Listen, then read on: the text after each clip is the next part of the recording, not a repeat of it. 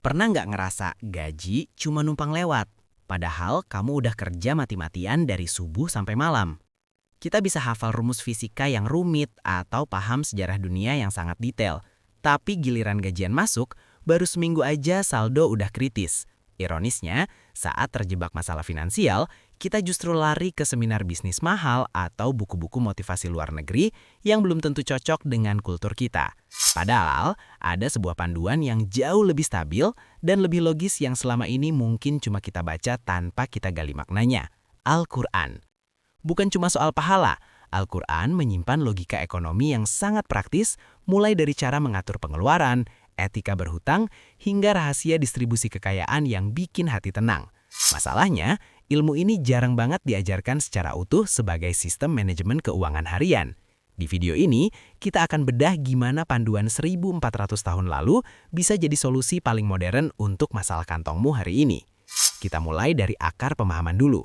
Selama ini, banyak dari kita hidup dengan anggapan bahwa rezeki itu identik dengan uang. Seakan-akan kalau dompet tebal, rekening bertambah atau gaji naik, barulah itu disebut rezeki. Padahal, kalau kita lihat lebih dalam, Al-Quran menjelaskan bahwa rezeki memiliki makna yang jauh lebih luas daripada sekedar materi. Rezeki bisa datang dalam bentuk apa saja. Kesehatan yang membuat kita bisa bergerak, waktu luang yang memberi ruang untuk bernapas, keluarga dan relasi yang mendukung, ide-ide kreatif yang membuka jalan, ketenangan hati yang membuat hidup terasa ringan, bahkan udara gratis yang kita hirup setiap detik. Semua itu adalah pemberian, dan semua itu adalah rezeki. Bayangkan dua orang.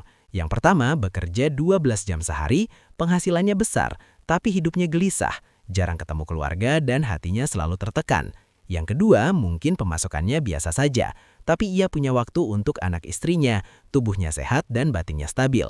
Kalau hanya melihat angka, orang pertama terlihat lebih berhasil. Tapi kalau melihat rezeki dalam arti yang luas, orang kedua bisa jadi jauh lebih kaya.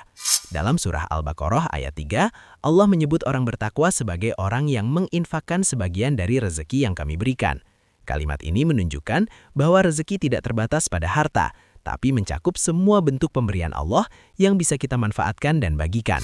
Dan inilah logika pentingnya. Kalau kita mengurung makna rezeki hanya sebagai uang, kita akan lebih mudah stres, cemburu, merasa gagal dan hidup tanpa rasa cukup. Tapi kalau kita memahami bahwa rezeki itu luas, kita jadi lebih mudah bersyukur, lebih tenang menjalani hidup dan lebih sadar bahwa nikmat Allah datang dalam berbagai bentuk, bukan hanya lewat angka di rekening. Bagian ini mengajak kita untuk mengatur ulang cara berpikir tentang harta dan keberhasilan. Bukan untuk berhenti bekerja keras, tapi untuk menyadari bahwa hidup ini lebih kaya daripada sekedar materi. Dengan mindset ini, kita bisa hidup lebih seimbang, lebih damai dan lebih menghargai hal-hal sederhana yang sering kita abaikan.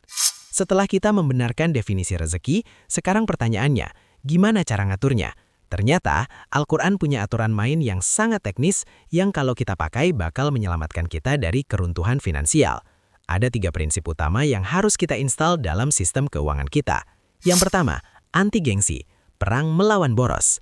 Dalam surah Al-Isra ayat 26-27, Allah memberikan peringatan keras. Jangan boros karena pemboros adalah saudara setan. Ini bukan cuma soal moral, tapi soal matematika keuangan.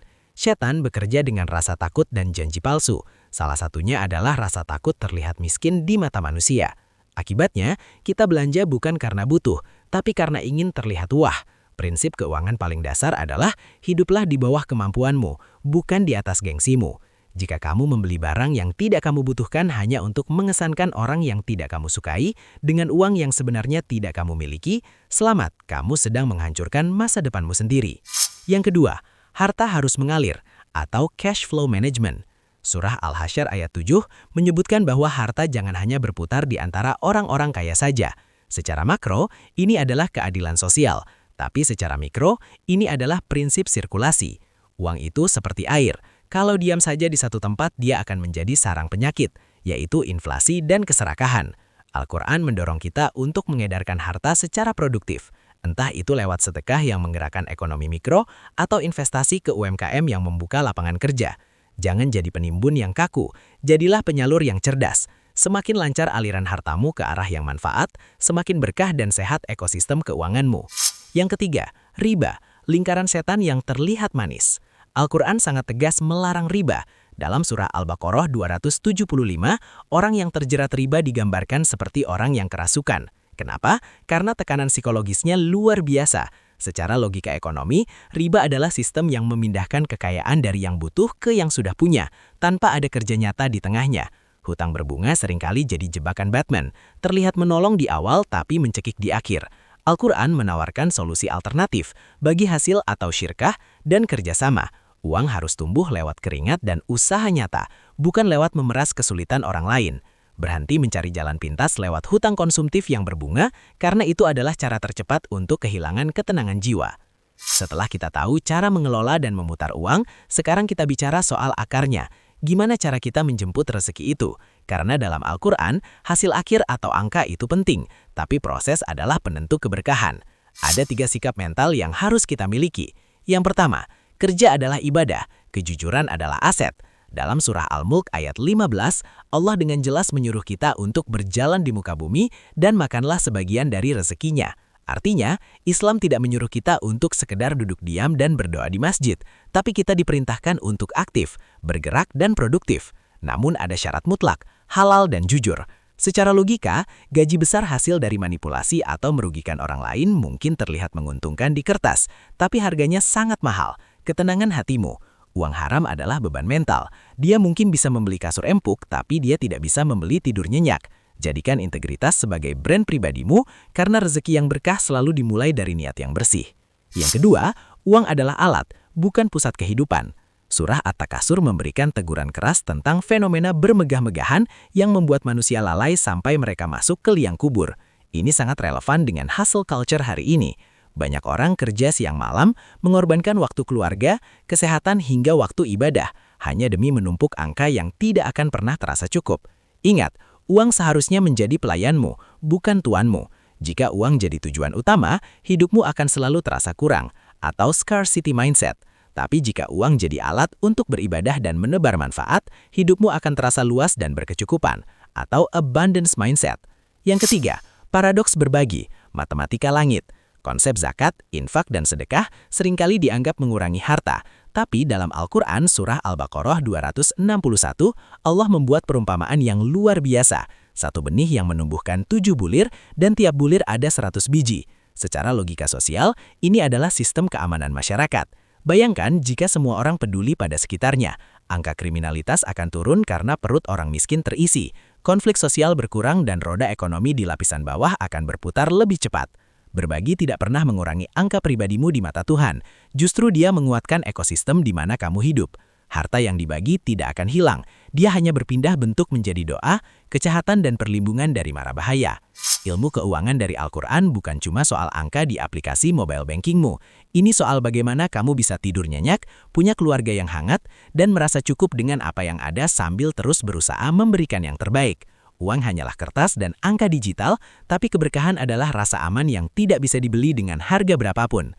Itulah tadi ilmu keuangan dari Al-Quran yang jarang kita gali secara utuh. Selama ini, mungkin kita menganggap Al-Quran hanya sebagai kitab untuk urusan ibadah ritual atau bekal akhirat saja. Tapi faktanya, Al-Quran adalah manual book kehidupan yang luar biasa lengkap, termasuk untuk urusan dompet dan kesejahteraan kita di dunia. Semua prinsip yang kita bahas tadi, mulai dari definisi rezeki yang luas, larangan boros karena gengsi, hingga konsep berbagi yang menguatkan ekosistem bukanlah teori kosong. Semuanya masuk akal, sangat aplikatif di zaman modern, dan yang paling penting menenangkan jiwa. Karena di akhir hari, apa gunanya angka miliaran di rekening kalau hati selalu merasa kurang dan tidak tenang? Jika kamu ingin keuanganmu sehat, stabil dan penuh berkah, mulailah pelajari dan jalankan ilmu keuangan Qurani ini. Jangan cuma dikejar angkanya, tapi kejar juga keberkahannya. Sekarang saya ingin dengar pendapat kalian. Dari 3 prinsip tadi, anti gengsi, mengalirkan harta atau menjauhi riba, mana yang menurutmu paling sulit diterapkan di dunia yang serba pamer seperti sekarang? Atau mungkin kamu punya pengalaman pribadi tentang keajaiban sedekah yang mengubah kondisi finansialmu? Tulis ceritamu di kolom komentar di bawah ini, kita diskusi bareng agar kita semua bisa sama-sama belajar.